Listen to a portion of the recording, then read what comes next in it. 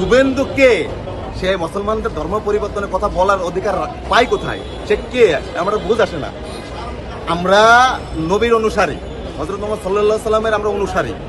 তার এত বড় সাহস কিভাবে আসে যে মুসলমানদের ধর্ম ত্যাগ করে হিন্দু হয়ে ভারতে বসবাস করতে হবে? এটাই তো, এটা আসলে যদিও বলে থাকি, আমার মনে হয় সে মেন্টালি প্রবলেম। তাকে যে ভারতের মানুষ কেন যে ভোট দিয়ে জয়যুক্ত করেছে আমার এখনো বুঝে আসে না, যদি এই কথা সে বলে থাকে। তো আমার কথা থাকবে, যদি উনি এই কথা যদি বলেও থাকে, যদি ভুল করে বলে থাকে, তার এই ব্যাপারে তার ক্ষমা চাওয়া উচিত। ধর্ম নিয়ে ভাই সে যত বড় নেতা হোক, ধর্ম নিয়ে সে কোনো কথা বলার অধিকার কেউ রাখে না। হ্যাঁ, ভারতের মুসলমানরা শুধু ভারতের হিন্দু না, ভারতের মুসলমান ভারতের স্বাধীনতার জন্য তাদের অবদান আছে। হাজার হাজার বছর ধরে ভারতের মুসলমানরা ভারতে বসবাস করছে। ভারতের স্বাধীনতার জন্য তারা অনেক যুদ্ধ করেছে, অনেক আপনার জীবন দিয়েছে ভারতের মুসলমানরা, তাই না? তার মানে যে ভারতের মুসলমানরা যে তাদের কাছে নিপরিত থাকবে তাই না, কারণ তারা ভারতের নাগরিক। হিন্দুদেরও ভারতের নাগরিক, মুসলমানরা ভারতের নাগরিক। আমি চাই ভারতের মুসলমান এবং ভারতের হিন্দু সম্মিলিতভাবে একটা দেশের নাগরিক হিসাবে তারা মিলেমিশে ওই দেশে থাকবে। এটা আমার পৃথিবীর সরকারের কাছে বিশেষ অনুরোধ থাকবে। শান্তির ধর্ম হচ্ছে ইসলাম, এর বিকল্প কোনো ধর্ম আমি মনে করি না যে নাই।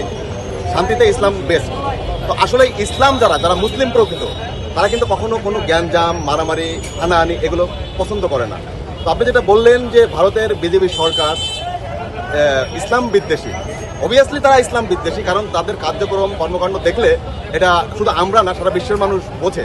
তো এখন রিসেন্টলি যে নির্বাচনটা হয়েছে ভারতে, আপনার পশ্চিমবঙ্গের যে মমতা ব্যানার্জি ছিল, তিনি ইসলাম বিদ্বেষী তেমন একটা আমার চোখে বাঁধে নেই। কিন্তু বিজেপি সরকার যারা আছে, শুভেন্দু থেকে শুরু করে মোদী সরকার, তারা এটা কিন্তু প্রকৃত ইসলাম বিদ্বেষী। যার কারণে এই মুসলমান যারা আছে তারা সবসময়ের জন্য ভারতে আগের থেকে নির্যাতিত, কিন্তু এই বিজেপি সরকারের আমলে তারা নির্যাতিত বেশি। তো আমি মনে করি এই যে নির্যাতন করছে মুসলমানদের, এটা আসলেই তাদের এটা আসলে একরুখা একটা দিক বা একরুখা একটা ব্যবহার। তো এটার থেকে তাদের অবশ্যই বেরিয়ে আসা উচিত। কারণটা কি, মুসলমান কিন্তু শান্তির ধর্ম। মুসলমানদের যখন দেওয়ালে পিঠ থেকে যাবে, মুসলমান কিন্তু তখন বসে থাকবে না। তো আমি বিশেষভাবে একজন বাংলাদেশের নাগরিক হিসাবে, একজন মুসলিম হিসাবে আমি তাদেরকে অনুরোধ করব বা তাদেরকে রিকোয়েস্ট করব, তারা যেন মিলেমিশে ভারতের মানুষ হিসাবে, ভারতের নাগরিক হিসাবে যেন মিলেমিশে থাকে, মুসলমানদের প্রতি যেন আগ্রাসন না হয়, মুসলমানদের প্রতি যাতে তাদের সমন্বিত থাকে, এটাই আমি তাদের কাছে কামনা করবো। তাদের কাছে এটা আমার প্রার্থনা থাকবে। পশ্চিমবঙ্গে যে প্রদেশটা দীর্ঘ ধরে মমতা ব্যানার্জির হাতে ছিল এবং ওখানে হিন্দু মুসলিম পাশাপাশি ভাই ভাই মতন ছিল একাত্তি হয়ে। আর আজকের পশ্চিমবঙ্গের মমতা ব্যানার্জি উনি বলেছে আমাকে, আমার লোককে মারছে এবং আমাকে ভোট কারচুপি করছে।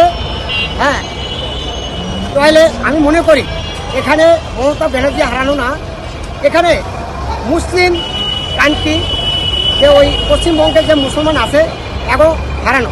কারণ ওখানে মমতা ব্যানার্জি দীর্ঘদিন ধরে যত বছর ছিল সুন্দরভাবে পরিচালনা করছে মুসলিম, আর মুসলিমেরও পাশে রয়েছে। কিন্তু এখন যে আসছে এ একজন ইউদিন আসারা, হ্যাঁ, উনি মুসলমানের কোনোদিন ভালো চাইবে না।